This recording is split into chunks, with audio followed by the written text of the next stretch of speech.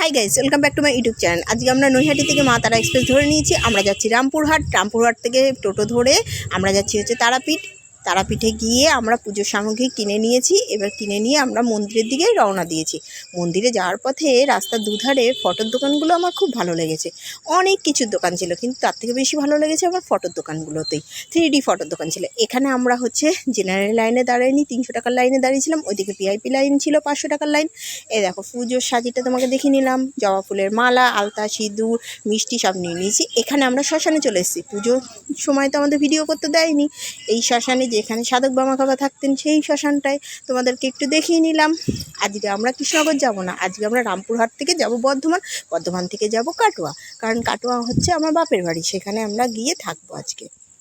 এই দেখো অনির্বাণ দুষ্টুমি করছে এক্সেলেটারে, আর এই দেখো ও ভিডিও বানাচ্ছে এবং ভিডিও করছে। ভিডিওটা এই পর্যন্ত। যদি ভালো লাগে লাইক, কমেন্ট, শেয়ার এবং সাবস্ক্রাইব করতে ভুলো না কিন্তু।